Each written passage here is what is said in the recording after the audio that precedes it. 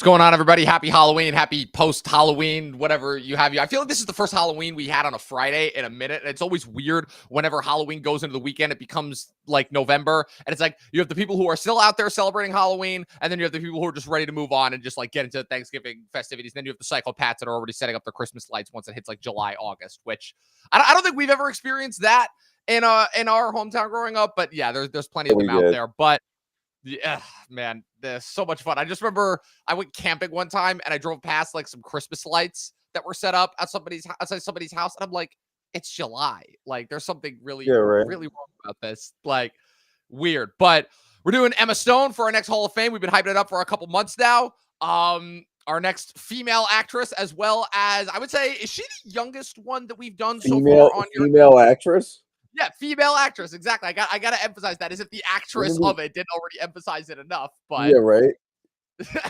but yeah, I think she's the youngest one that we've done on here, right? Yeah, that sounds about right. Sure. Yeah, pretty sure. Yeah, sounds about right. Yeah, because Jonah is older than her. We haven't done him yet, but Dano, I think, was the youngest one up until this point, and he's got a couple years on her. So yeah, Emma Stone's younger. Yeah, definitely. Yeah, one of our favorite actresses, one of the best actresses working right now. She could win a third Oscar. Come this time for a movie that will. Wait, have you seen Begonia yet or not yet? Not yet. I'm seeing it right after we're done. All right, that sounds good. Oh man, I don't want to spoil anything, but yeah. Okay, I'm really mad that Dominic couldn't give me one more day. By the way, people. So deal with this list. I will take the hit for that. I will definitely take the hit for that. It is my own inability to schedule things and things happening outside of my control. But Dustin, so let us know when did you first pick up? But yeah, Emma Stone was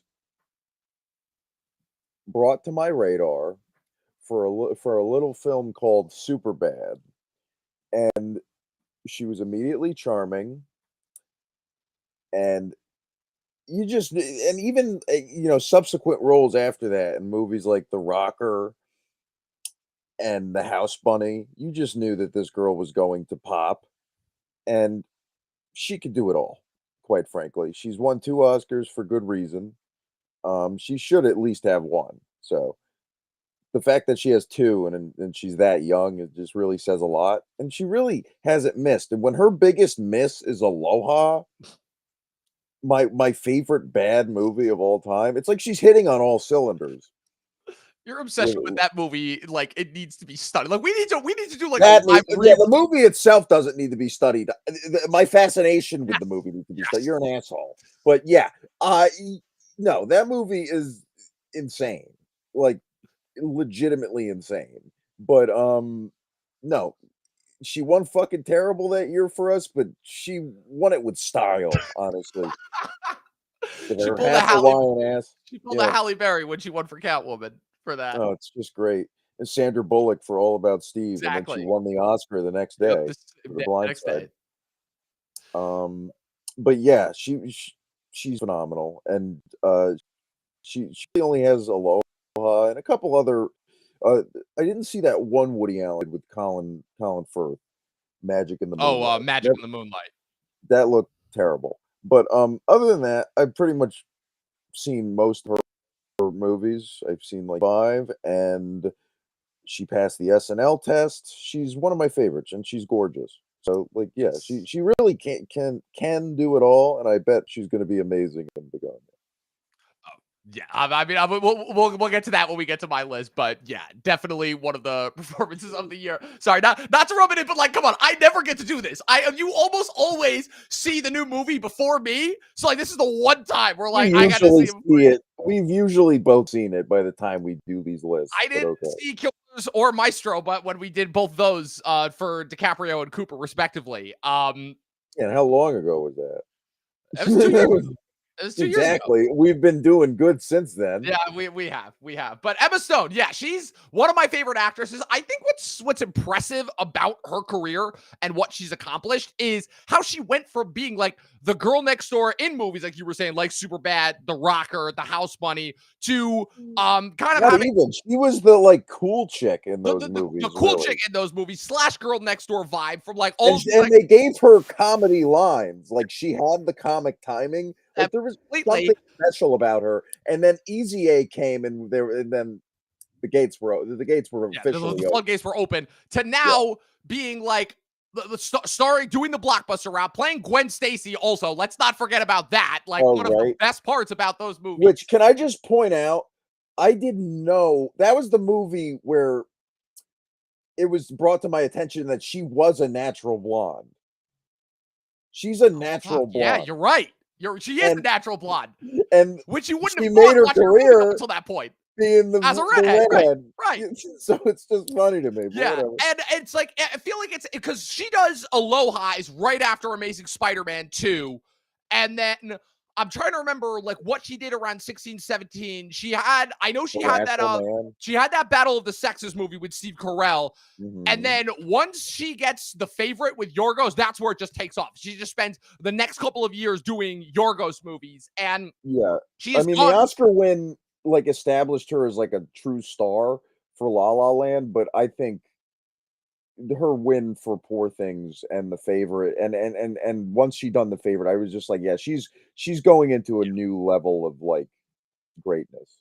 Yeah, the La La Land moment is interesting because that's a movie that I wasn't expecting her to win. I feel like, I mean, I don't know, like, because I was by that point. okay, Yeah. because she'd won all the prerequisites up until that point, right? Pretty much, Yeah, yeah.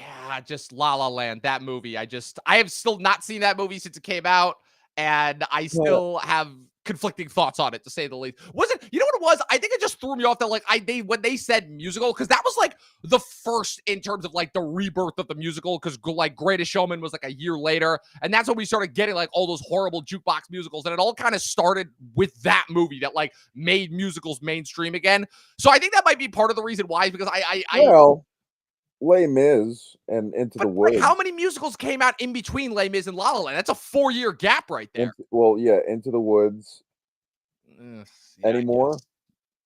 Nah, you're right. Into the Woods was a big movie. Yeah, it was. It was. But I'm It just was. trying to think of, like, other movies. Yeah, Like, I don't think there was one in 2013. Not that I'm yeah, remembering, I but didn't see Into the Woods, but I I know it was big. unfortunately did. It was the less said about that piece of shit, the better. But and Yeah, then I found out from my regardless, music, and yeah. then I found out from my musical friends, they're like, yeah, that fucking they cut out the best part of the play, which was where like everything they're like they pushed out on the everything going wrong, and like it's supposed to be like way more violent and way more twisted in the musical. I'm like, and then when they told me like how the musical went, I'm like, oh, like so the movie was screwed from the get go. They're like, yeah, I'm like, okay, but yeah, so yeah, my kind of whole concluding thing is that like Emma's like transformation like throughout her career is like probably one of my favorites of like any actress in terms of like how she's like grown and matured as an actress. And now like the fact that there are kids growing up now who are like only gonna like see her as like Academy Award like caliber actress Emma Stone, along the lines of like Frances McDormand and Meryl Streep and all of them, when it's like we have this idea of Emma that we knew growing up. It's just like No, those it's two, like, cool that we got to track her career. yeah, Like,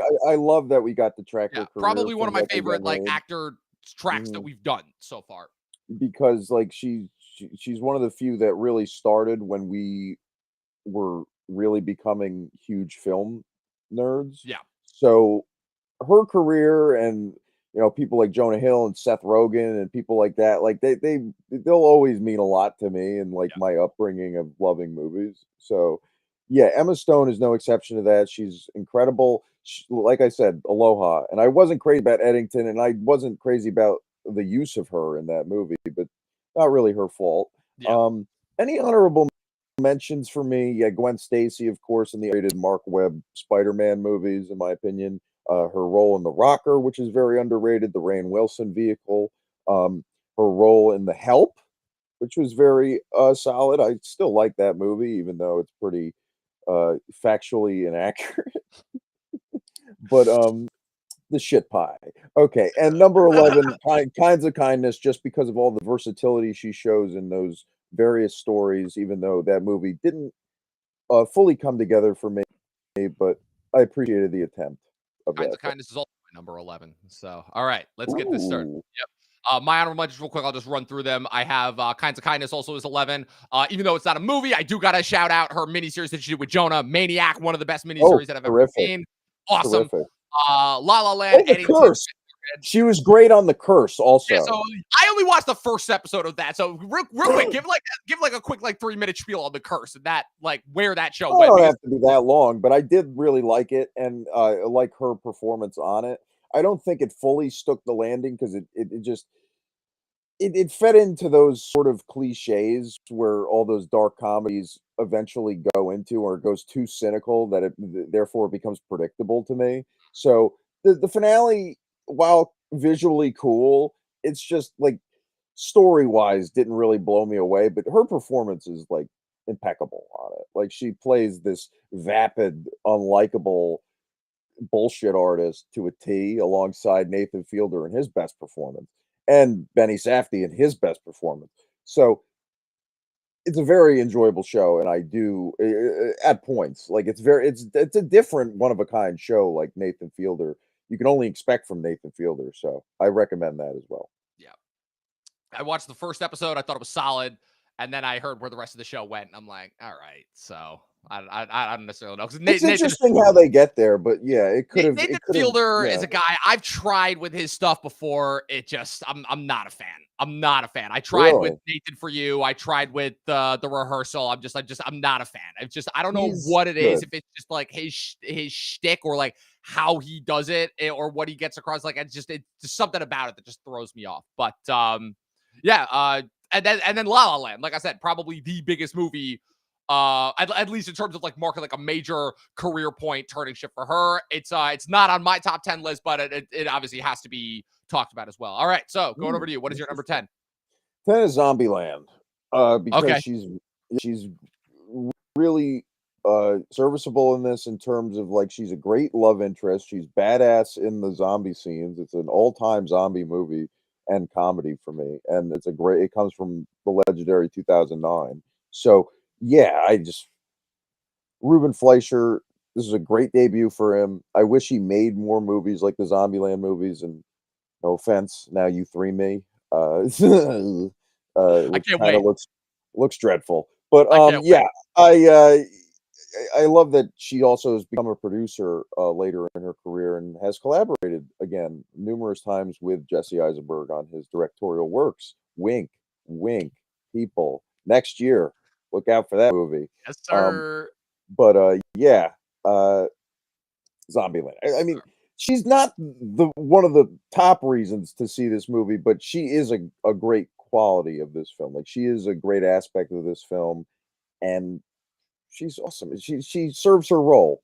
Like this was like The Graduate. This is right before she got Easy A, mind you. So yeah, this was the perfect role for her to like slide right into Easy A, and I think they were Yeah. both Sony, right? I'm pretty So sure. Yeah, they yeah, transition pretty seamlessly into one another, and yeah, also the fact that like that's like her prime redhead phase too, like that 09, 10, exactly. 11 Yeah. red, and Crazy Stupid Love was right after that too. So Well, she kinda darkens her hair in Zombieland, I feel like. She's a little more I thought it was a brunette and little bit brighter. I thought it was like maybe a shade darker in Easy A, but maybe that's just my mismemory. So well, she's definitely had an Easy A, but, yeah, like, Zombieland, I thought that's for damn w sure. we're not talking about hair, we're talking about movies and performances. Alright, what's your number All 10, right, Dom? my number 10 is the less talked about movie that she did from 2016 that I actually quite enjoyed, and it's sad that I'm sad that this movie has kind of been lost to history. Jonathan Dayton and Valerie Ferris's Battle of the Sexes, starring her as Billie Jean King and Steve Carell as Bobby. What was his name? Oh, I know what you're Bobby talking yeah, Briggs. And Bobby Riggs, yeah. yeah, basically, this movie was centered around the tennis match, and then it just turned out to be about like, oh, how Emma Stone's character is a lesbian, but she was really good in this, and in terms of like kind of showing that like, oh, like she's like growing and becoming a more like serious actress. She's like kind of past her, fun loving rom-com comedy cool girl phase, in terms of like this being like the next natural stage of her progression in the lead up in what would ultimately be the lead up to La La Land and her Oscar win. I really enjoyed this movie. I'm sad that this movie kind of got overlooked because I enjoyed it when I saw it. And yeah, she's really, really good in it. Like really, and also too, it's one of those things where they not like uglified her, but like, you know, they have her in the because when does this movie take place? Like the 70s, right? Is when this takes place. Um, It's like I want to say it's yes, like yeah, yeah. the 70s. Yeah, it's the 70s. Yeah, Where am I? Yeah. they give her the 70s look with the big glasses and the short hair, and she still pulls it off, and she's still Yeah. wickedly gorgeous. So yeah, Battle of the Sexes, my number 10. Yeah, look at pictures of the real Billie Jean King from that time. Yeah, yeah. Um, but yeah, my number 9 is Crazy Stupid Love. She's Nice. excellent in this. She plays like a character you think isn't related to the story until she literally is. Yep. But Crash. But yeah, her chemistry with Ryan Gosling obviously started here, and then it went to Gangster Squad, and then in La La Land. So one of my favorite rom-com decade, and everyone's charming in it. She's super charming in this, and yeah, I just really excellent movie, really excellent plot twist. Crazy Stupid Love. I'll get to that in a little bit because that's coming up. My number 9 is the Amazing Spider-Man movies. I had to put it on here. This is it's an iconic movie. It's an iconic performance. The fact that this performance and this specific casting of Gwen Stacy, the fact that Garfield and Emma had so much palpable chemistry that they literally, because they start were they already dating before they did this movie, or this was another case of like I this think it movie was put them together? during. Okay, so I want to say it was during one that they got together, and then their chemistry is so palpable that their chemistry single-handedly makes, I think, along with an incredibly underrated Jamie Foxx performance, makes Amazing Spider-Man 2 honestly one of the more underrated comic book adaptations that I've seen. And yeah, I mean, it's one of those castings where, and this, keep in mind, this is like 6 years before we get Haley Steinfeld as Gwen Stacy in the animated Spider-Verse movies, which is still wild to me that we've had like 2 perfect castings for Gwen Stacy after the absolute whatever the fuck Bryce Dallas Howard was doing in Spider-Man 3. Just I like that movie, but just that casting, no. And so it was already like a very much welcome casting. But like, probably when people talk about like great castings in comic book movies, they obviously are very rightfully so always focused on the hero and the villains. But like, as far as the love interest goes, the fact that like Kirsten Dunst is consistently considered to be like the weakest element of those Raimi Spider-Man movies, and the fact that they followed that, ironically, Mark Webb, where even though you can make the argument that yes, objectively speaking, the Mark Webb movies are weaker than the Sam Raimi movies, the fact that he nailed the casting so hard of Gwen Stacy and capturing Emma Stone at the perfect point to play that character, not to mention the fact that they give her one of the most tragic and unexpected deaths as well at the end of Amazing Spider-Man 2 in order to set up for a sequel that we never ended up getting. And the fact that she is still talked about as like one of the go-to parts of this movie. Like, let me put it this way. When people talk about the Raimi movies, they're pretty much only talking about Tobey. And now I would say Willem Dafoe because of No Way Home. When people talk about these movies, they talk about Andrew and Emma. Like you don't have the one without the other. That's how fucking good she is in these movies. So yeah, I have to put the Amazing Spider-Man movies on there. Like, it's an iconic role in a very important movie, I think, for her career as well. That's fair. 8, Battle of the Sexes, Jonathan Dayton, Valerie Faris, teaming back up with Eve Carell after the success of Little Miss Sunshine, and their second feature, Ruby Sparks, with Paul Dano. Ooh. And yeah, this is a very interesting story. It looks better than a TV movie, but could this just have been a TV movie on HBO? Sure, but it's A couple competent. years later, it would have been. Yeah, pretty much. And everyone's well cast. Emma Stone, particularly, is really the heart and soul of this movie. And she, I'm not that familiar with the personality of Billie Jean King, but she got the physicality down. The tennis scenes were decent in this. Solid movie. She should have gotten more attention for it. Yeah, I agree. Yeah. My number 8 is Crazy Stupid Love. We've already talked about this movie twice on different lists. First with Carell, and then with Gosling. If we ever get to Julianne Moore for a Hall of Fame, this will probably be it for her. Kevin Bacon as well. Bunch of people in this movie, but Leo Tipton. it shocked me the first time that I saw this how little of the movie she was in. Because again, going into it, I was unaware of the fact that her character reveal at the end is supposed to be a twist. I didn't know that. And as we've talked about in the past, it's one of those things where I'm like, I'm mad at myself that I didn't realize that this was supposed to be a twist. And like, I can kind of sort of understand like people being like pissed, but also like it works so well for the movie. Like it results in possibly like the funniest scene in the movie. And this is already a movie that starts with Ryan Gosling basically coaching Steve Carell on how to pick up women. Like this movie is an all-timer, like top 3 rom-com of all time for me. And Emma, despite being in this very, very little, it really shows like her power and how much juice she had at that time period from like 09 to 11 in terms of just like everything that she showed up in. Everybody was automatically all eyes on her, and she is just nailing every single scene. And the fact that the Gosling picking her up scene actually works and doesn't come off as like cheek or annoying or fucking hammed up. Like, again, it results in one of the all-time greatest rom-com lines ever with the fucking photo, with the it's like your Photoshop all-timer rom-com line right there. Not to mention the fact that it lets Ryan Gosling do the dirty dancing thing with her. And yeah, what else do I need to say? Like we've already both said enough on this movie. Crazy Stupid Love. It's an all-timer. Family Jewels, like nuts. That's funny. Number 7, Superbad. Yeah, this is her breakthrough role in terms of like, who the hell is this? She's pretty, she's funny, she has good chemistry with everybody on screen. She just seems natural. She's a natural. Superbad, Jules, one of the great out of nowhere breakthrough female performances to come out of a comedy, male driven comedy at that.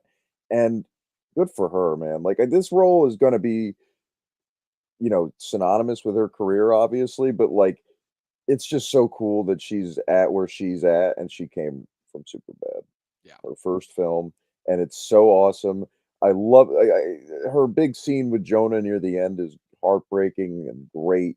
And then, at the end at the mall is just a great, cherry on top. It's just a sweet all-timer of a movie. And yeah, Jules. Super good. Jules.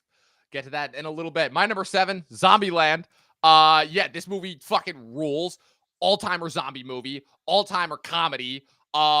This is the fact that Jesse Eisenberg had this in the same year as Adventureland. We already talked about that on our Eisenberg Hall of Fame back in February. Jesse Eisenberg. Yes, sir. And I mean, Jesse and Woody already are great in this. And then you bring in Emma Stone and Abigail Breslin, and I'm just like, oh, like she had already had Superbad. She had already had both The Rocker and House Bunny by this point, right? Mm-hmm. Yeah, so she had already had both those. So by that point, she was like all-timer, like girl next door energy. And then she shows up in Zombieland, and you're just like, yes. And I'm like, and she's a con artist too, but it's Emma Stone. So you know that by the end, everybody is going to be all teamed up. They're going to be one big happy family, and they're all going to be driving off into the sunset in order to result in a mediocre sequel a decade later, which she is still great in.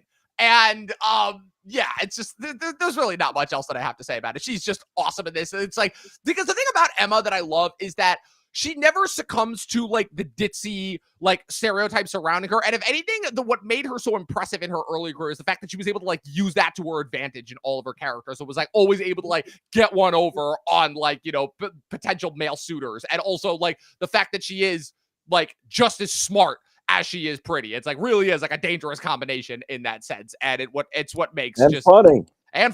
Exactly. Hey, that's where the best humor comes from. So yeah, Zombieland, number 7. All right, number 6, La La Land. All okay, right. So people, I also saw this movie with Dominic. I like this movie. I don't love the musical aspects, but I can appreciate the performances and the look of the movie. And it did have an effective ending, even though it was a little too cynical for my tastes. I would have rather them get together. Yeah. But whatever. She's excellent in this. She also proved in this movie, which you kind of glossed over, she can sing. Oh yeah. Wait. She can fucking sing. I thought she already kind of proved that with The Rocker though. Like I thought we already knew she could sing by this point. Not really with the Rock. Did you even fucking see The Rocker? I have not seen it. No. What are you talking about? Well, she sings in the movie, does she not? I mean, background. She's not the singer in that movie. It's that Teddy Geiger guy I was telling you about. But yeah, Emma Stone can sing in this movie. She's not the greatest singer, but she is good, and she's great alongside Ryan Gosling. And yeah, it's like what am I gonna say that's different about La La Land that no one else has said? I liked it. I don't think it deserved Best Picture. Moonlight rightfully won, which I was happy Yep. about. Resulted in the greatest Oscars debacle of our time until the Will Smith slap. Hey, I really wish that was the biggest Oscar debacle because that's not that bad in comparison. Yeah. But yeah, it would have been funny though if the bald producer like slapped the shit out of Barry Jenkins or something. No, never mind. But yeah, La La Land 6. All right. My number 6, Super Bad. Yeah. Obviously, again, like this is your favorite movie of all time. No, So it's not. It's Pulp Fiction. this is like top 4 for you though. Like this is up Yeah. there as far as like being like one of your all-time favorites. And I will say Yeah. that for me, like I really like this movie. I don't love it the way that you do. There are other comedies that I like more. I still think Tropic Thunder is the greatest comedy ever made, and that was only a year later. But Superbad, in terms of like being a coming of age movie, is one of the all timers. And in terms of like this being her like big intro, like onto the scene, like because this is. I'm trying to think, what had she done before this? Other because I know that she was on that one talent show that she got a little bit of attention for, and which ironically also was for singing, and that's Oh yeah, that was the yeah, Partridge Family. yes, that one. Yeah, that's But right. this is the thing that gets people to recognize her, and Yeah. this is when this is her first credited movie role. That's insane. Yeah, she was on the Partridge Family, and she had a couple of guest appearances on TV shows. Oh wow, she was in Sweet Life of Zack and Cody, Malcolm in the Middle, and Lucky Louie. She had guest appearances in all those shows on Mhm. 2006. That's gnarly. But yeah, she's phenomenal in this. The fact that again, she's in what, like 3 scenes, 4 scenes, something like that. And she's just instantly an icon. The fact that she still like is like willing to hang out with Jonah Hill by the end after he like fucking drunk passes out, like that gag is still one of the all-time, like I just want to know how they choreograph that, where he's drunk and on the verge of passing out, falls forward and full on head butts her in the eye. Like I just want to know how many times they like had to rehearse that in order to get that down. And yeah, she is just instantly awesome. And the fact that she's like not as innocent, but like as like super cool and chilled out as she is, all of the shenanigans that are happening around her. And again, the fact that she is this instantly iconic for a very, very small role that is ultimately just like, oh, she's the girl that we got to boink, you know? Like, yeah, it's this is awesome. Superbad has to be like high up on the list. Yeah. Number 5, Birdman. All right. She plays Michael Keaton's drug-addled daughter who starts stuff with Edward Norton. She does. But she's excellent in this. She got her first Oscar nomination for this, and well deserved. She has one of the best monologues in the movie, one of the more memorable ones that was in the marketing, and yeah, like she really hits every beat of the tone that Inarritu is going for, and just terrific all around. Great cast, one of the best casts of that decade, and I love that movie. I adore that movie, and she's one of the reasons why. She's excellent in it. Absolutely. Get to that in a little bit. My number 5. All right, now we're getting into the Yorgos run here. So of the 4 collaborations that she's done with Yorgos, I have 3 on here, and we're starting with her second Oscar win, in which kind of in a way kicked off the Frankenstein wave that we're seeing this coming year, both with Guillermo del Toro's Frankenstein and then with Maggie Gyllenhaal's upcoming The Bride, which will be released in March. Poor Things, which is Yorgos's take on a Frankenstein-esque story about a malformed creator played by Willem Dafoe, recreating a woman who passed away by placing the brain of her dead fetus that was still growing inside of her stomach when she died inside of her and reanimating her that way. And so what you have is a coming of age story that is also simultaneously a sexual awakening story that also has potential other implications, as she basically leaves Willem Dafoe, joins up with Mark Ruffalo, who plays the classic chauvinistic male figure, and then eventually gains some agency at the end. Especially once you reintroduce Christopher Abbott as her former husband in another life, who just instantly steals the movie. I never quite seen a performance like this from her. I didn't know that she was capable of this kind of performance where, to me, she has to fully run the gamut, and you literally see her progress from somebody who is barely capable of speech, akin to an infant at the beginning, to a fully realized, like, three-dimensional adult character. It's mind-boggling what she pulls off performance-wise in this movie, and I am very, very happy that she won the Oscar in hindsight, especially considering that I like Lily Gladstone in Killers of the Flower Moon, but the constant, her being, on the verge of death and being poisoned by Leo over and over and over again kind of got tedious after a while. It's like, okay, we got it the first like 4 times you did it, and then they did it like 3 more times. So yeah, very, very well deserved second Oscar win. Not to mention the fact that she wasn't expecting, she herself was not expected to win, so that made her reaction to winning even more genuine and awesome. So yeah, Poor Things, my number 5. 4, Cruella. Okay. Yeah, Craig Gillespie's Cruella. She can do a really good British accent. She Yes, really she can. can. She's one of the few American actors who can do a convincing one, and she's excellent in this. I really did enjoy this. I thought it was funny. It was visually striking. I thought it had a good soundtrack. Really well directed, funny. Really had a good time with this. It's some of the best costume design of that year. Like, and she's just so excellent in it as Cruella de Vil. I think she made Glenn Close proud. Honestly, it's really, really good portrayal. Underrated movie. I don't even think you saw this, but I I did not. really I have enjoyed not it, seen this. and it was a surprise for me. Does it need a sequel? No, but it was good. I like Cruella.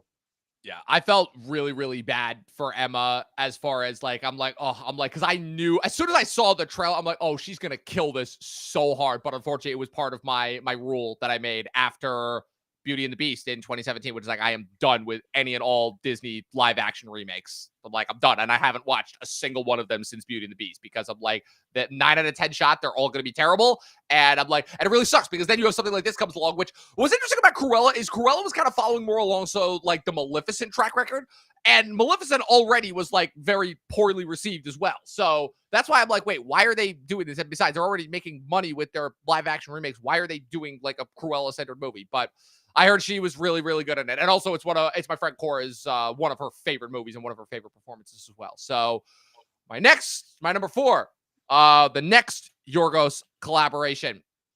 And this was her second Oscar nomination, I believe. Yes, it was. Yeah, For supporting. And no, her third. It was her third. That's what it was. What's it called?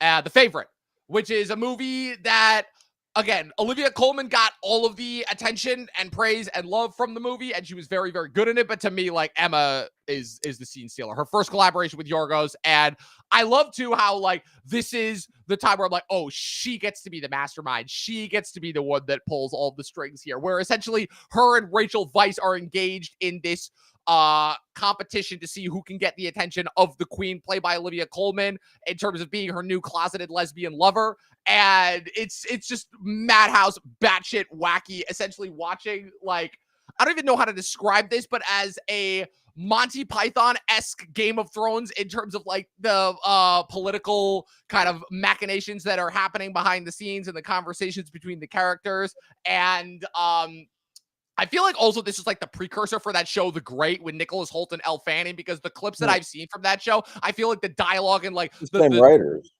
Oh, well, there you go. So I think that makes sense. so. Yeah. No, you're right. It is the same writers. But yeah, this was the movie that finally started to make people pay attention to Yorgos, and as being like more than just that's the weird dude who made The Lobster and The Killing of a Sacred Deer. This is the movie that catapulted him to Academy Award caliber Yorgos Lanthimos, which set the trajectory for us to get, the last couple of years, and which resulted in Begonia, which just came out, which I am so excited to talk about. But yeah, she's great in this. And what's also awesome too is that for as cunning and as intelligent of a character, she still gets hers in the end, because once she wins over Rachel Weisz, it's like, all right, I'm Olivia Colman's thing. Olivia Colman quickly reminds her, oh no, there is an order to which things are done here. And you think that we are equals? Oh no. And it is just, it is so good. And she just carries it like a charm. And also, again, I believe the first thing that I saw her in that proved that, like, wow, she can do a British accent like a fucking pro, like to Mhm. nobody's game. So yeah, the favorite, number 4. All right, number 3, Poor Things, Bella Baxter. You pretty much said everything. I agree. We saw this together. She is nothing like she was in The Favorite, but that's good. Shows versatility, and she has great chemistry with everybody. She really knows how to put herself in a Yorgos setting. I feel like better than anybody else in a Yorgos movie. And she's just competent. That's how I would describe Emma Stone in one word. She is just competent, and she is damn competent in this movie. And she won a well-deserved second Oscar, even though I would have given it to Sandra Hüller that year. But Mm, maybe that's just me. yeah, yeah, solid point. All right, my number 3, Birdman. Yeah, this is the movie that showed me that, like, oh, she could do drama too, and she could play an unlikable character. Because I think up until this point, this was probably the most unlikable character that she'd ever played, but she still is Sure. awesome in it, and she's still like the most relatable character. We're like, yeah, she's only drug addled because by virtue of the fact that, you know, growing up with Riggin as her dad, it's like, okay, you kind of see why she is the way that she is. And also, for me, the monologue is great that she has in the middle, but for me, it's the moment where you first meet her, where it's like Michael Keaton and Ed Norton are on stage, and then she comes in and she does the line where it's like, yeah, she you know, she can even strut and do that. It's like she's describing, she's basically comparing herself to a dog essentially, and Yeah. she's simultaneously like degrading herself in front of her dad while also hitting on Ed Norton in front of her dad. Like she's running the gamut as far as far as chemistry. And again, you don't even realize there's like an almost 20-year age gap between her and Ed Norton, because just that's No, how. yeah, you do. I mean, but it's purposeful for the movie in the sense of you notice it, but in terms of like how mature she comes off and how like back and forth Yeah. she does with him, yeah, she's great. There's really not much more that I can add to this. There's Yeah. why she got nominated for her first Oscar for this, and if you ask me, I think she should have won over Patricia Arquette. So Oh, definitely. yeah, But what a weird win. But yeah, no, I like you're saying, like I like that Emma Stone does come across as like one of those old school like actresses that you would see like in the 50s or very 60s. much Like so. she just has she's very classy, Yeah. a very classy air to her. Would you say that Uh she's like a modern day Katharine Hepburn almost? Perhaps, Yeah. perhaps, Yeah. sure. Yeah, because Uh I don't remember when I heard this, but like somebody on the Ringer when they mentioned that like Brad Pitt literally was like the new Robert Redford. I've been going down this rabbit hole of like, oh, like actors are like the new oh, iterations they've of like been who saying it that is since that like are. 2000 Yeah, well, or like like since Spy Game probably when the two of them were in. Yeah, when the two of them were in Spy Game together, and exactly. But number 2, yeah, Emma Stone's gonna be in an AI movie with Katharine Hepburn. uh, Um, number 2, Easy A, okay, because Easy A is excellent, for her performance. It's not an excellent movie, but she is good in she really does make that movie, like, essential like, an essential teen comedy from the 2010s. She's insanely good in this. It's the movie that made her a star, first and foremost, and it really is the kind of movie that, like, Molly Ringwald was known for back in the '80s, you know what I mean? But Molly Ringwald never transcended that redheaded, it girl factor like Emma Stone fucking has in this century, and I think that really speaks a lot. Talk about chemistry. She has amazing chemistry with everybody. This is very close to being a number 1 pick, honestly. But, yeah, Stanley Tucci and Patricia Clarkson as her gay parents. Just, Penn Badgley's charming in this. yeah, Dan Penn Badgley. Bird Yep. as the friend. Like, yeah, this is Amanda Bynes' last role, Yeah. RIP. Yeah. But yeah, Easy A. Oh So, man, just I will never forget that Tucci monologue. Just be like, "Hey, everybody's gay every once in a while. I had a gay phase in college. Oh, it's is all this timer not status. on your 10? Oh no, I'm getting to it. Oh, I'm getting to it. Just you wait. But my number interesting. 2, I had to. All right, it's time. I got to talk about it. Begonia. This is one of the best movies of the year, easily. Not only is this one of the best movies of the year, this is Yorgos' best movie, without a doubt. It's kind of insane that after following up movies like The Favorite, Poor Things, Kinds of Kindness, which the fact that Poor Things and Kinds of Kindness only came out 6 months apart is wild to me. But the fact that this movie, which also I didn't realize, you probably knew this, but I did not realize that this was a remake also. And not only a remake, but it's apparently a shot-for-shot remake of a 2003 South Korean film called Save the Green Planet. I thought that was a short story. I didn't realize it was a movie, but about two basic Amazon office workers who are and slash beekeepers who kidnap the CEO for their company because they think she's an alien. That alone right there is enough of an incredible setup. And then the movie keeps going after the kidnapping. And the things you learn both about Jesse Plemons' character, Teddy, and Emma Stone's character, who is, let me get this right here. Michelle Fuller, the CEO, the things that you learn about these two throughout the movie and like just the conversation that they have back and forth, because the thing that's so ingenious about Emma Stone's performance here, this is a have your cake and eat it too movie, which normally does not work, but in this instance, it does. Where Emma Stone is trying to be nothing but kind and sympathetic, where she clearly recognizes that Plemons is suffering from a variety of different mental issues encouraged by obviously unhealthy internet habits. The movie is not at all subtle about its commentary in terms of like just how the internet has destroyed an entire generation of young white men. And but then but every time you think this movie is going to be one thing where you're like, okay, either one of two things is a thing. Either Plemons and his cousin are just, spend way too much time on the internet and are too socially isolated and are very, repressed and want to take revenge on the corporate overlords who have destroyed them, or they're right and Emma Stone is an alien. But either way, and the movie's balancing act in terms of how it balances those two things back and forth, it keeps you on your toes all the way up until the end.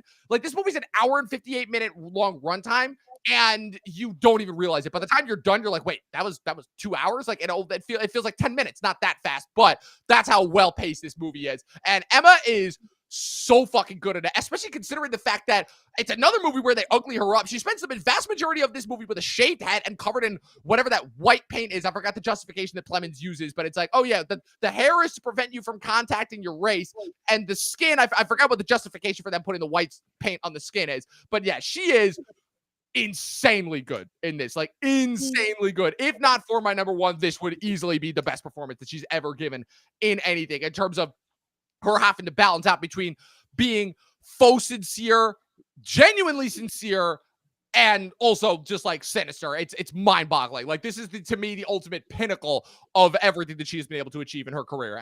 Number two, Begonia. All right, number one, The Favorite.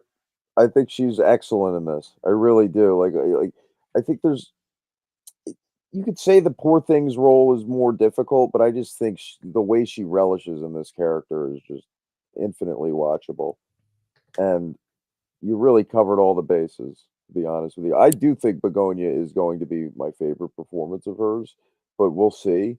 It's going to be an interesting ranking, but The Favorite, yeah, her chemistry, her sexy chemistry with her and Rachel Weisz. Ooh, give me some fanfic. Yeah, No, I'm right. kidding. Kidding. But yeah, Nicholas Hoult was in this too, and he was excellent in Yes, this he was. movie. So And yeah. Taylor Swift's ex, Joe Alwyn. Yep. Yep. Pretty good actor. Yeah. Billy Lynn. Yep, Barry Rin. Yeah, and yeah, he got kicked in the nuts by Emma Stone in this, and then he got kicked in the nuts in real life by Taylor Swift when she dumped him and wrote another song about him. So, Ugh. Gross. I guess they're never, ever, ever getting back together. Number one, easy A. For the reason that you are right. This is not an incredible movie, but as a showcase performance that at that time, right, summed up. So I would say that it's between this and Begonia as far as being her two like showcase performances, showing everything that she has kind of achieved up to a certain point, right? So like Easy A was like the ultimate pinnacle of like, the girl next door, whip smart, super hot, like redhead, well, like constantly being both the hottest person and the smartest person in every room that she walks into. And what's even more awesome about this performance in particular is that she's playing a rebel, which automatically makes her like a fucking like A-tier character, because we always always are going to sympathize with rebels, people who rebel against society, people who rebel against societal norms. Not to mention the fact that when she's the smartest character in the room who's consistently calling every other character out for their bullshit by making herself like the complete subject of all of this of all of these rumors that are circulating around, which also are not true. And also the fact that she just gets to be cool. Like, she literally goes up to all these different dudes who would otherwise never have a chance of getting with her and be like, hey, you're not going to get with me, but I'm going to give you the appearance of you getting with me. And that's going to do so much more for your reputation than anything else that could possibly happen. And even though, of course, it backfires by the end, it's everything that you could possibly want from Emma Stone as a performer up until that point. It was her full transition from teen roles into adult roles. The irony being that she is still playing a high schooler here, but there's just something that comes off just like so mature about the way that she plays this, which again is a comedy that is supposed to be a modern day interpretation of The Scarlet Letter. It's unbelievable still. And the fact that Will Gluck is, I mean, his follow-up to this almost a decade later was Anyone But You, which I've heard is all right in comparison. But yeah, Easy A. It's her best performance for me. That's fair. Yeah. All right, so we have 8 in common. So this is another one. So what's it called? Yeah, we have Easy A, The Favorite, Birdman, Poor Things, Superbad, Zombieland, Crazy Stupid Love, Battle of the Sex, and Battle of the Sexes all together. So that's 8. So you pick one and I pick one. I'm picking Begonia. Like that's my choice easily. As the number one? No, as my choice for the what's it called? For my entry. Oh, I'm just doing a final count. It's gotta be La La Land. All right. La La Land it is. So Easy A, Begonia, Birdman, Poor Things, The Favorite. Okay, getting rid of that. Sorry, because this new software takes fucking forever when it comes to organizing these. Okay. Getting rid of that. I'm just trying to get rid of all of the duplicates. Yeah, it was going to be Amazing Spider-Man up until I saw Begonia. And then I'm like, no, it's Begonia. It has to be.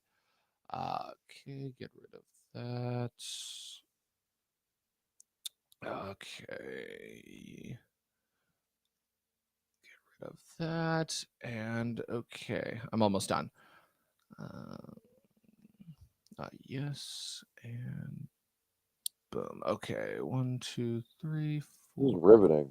Oh, it's the best, isn't it? Trust me, if you had to deal with this software, you would see just how fucking like annoying this shit is. And okay, so there is that. Okay, 1, 2, 3, 4, 5, 6, 7, 8, 9, 10. Okay, cool. So, what do we want to put for number 1? We can put Easy A. All right. So Easy A. I will argue for Begonia at 2, but then you can pick 3 and 4. The Favorite and Poor Things. Okay. Favorite, Poor Things. Then Birdman at 5. All right. And then you want to do La La Land or Crazy Stupid? What do we have left? La La Land, Zombieland, Superbad, Crazy Stupid Love, and Battle of the Sexes. So how do you want to order that? Cruella. No, but it was you only had one choice. You picked La La Land. Oh, never mind. I mean, you can swap out La La Land for Cruella if you want. No, Superbad. All right. So Superbad at 6. And then La La Land, Zombieland, Crazy Stupid Love, Battle of the Sexes. What do you want at 7? La La Land. All right. So La La Land. And then Zombieland or Crazy Stupid Love for 8.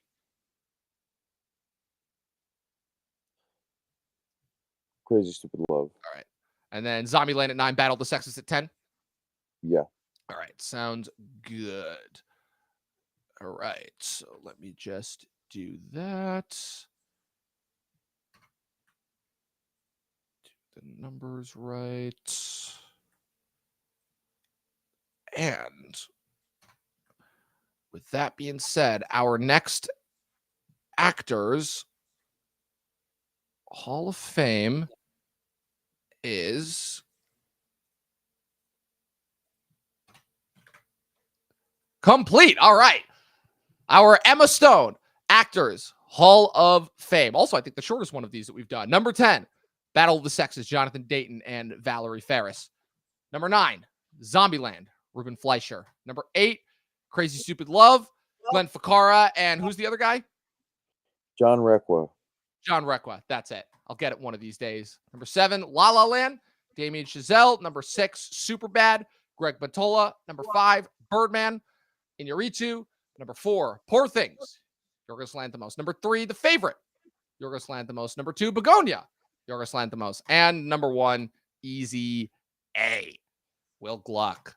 All right, this is fun. Only 2 of these left for the year, and then we will have finally done it. We will have finally done 12 for 12 for Actors Hall of Fame for 2025. This has been a fun year. This has been a good year as far as covered actors, and we're going to continue that trajectory into next year. If you guys thought we had some good choices this year, we got some even better choices for next year. So definitely stay tuned for the ones that we have next year. Dustin, where can the good people follow you on the interwebs? Yep, Letterboxd, Dustin Mason, Mr. G Movie Reviews, YouTube. Yes, sir. And of course, follow me with everything going on at Movie Nerd Reviews across all platforms, at Official Talkin' TV Podcast across all platforms. Be sure to check out the Talkin' TV merch store, which the link will be available in the bio at some point. Once I officially incorporate it into my YouTube descriptions. Check out the Talkin' TV swag. There's going to be a whole bunch of stuff that is available. And as always, people, 12 seasons in a short film, and watch more fucking movies. We'll see you guys next time.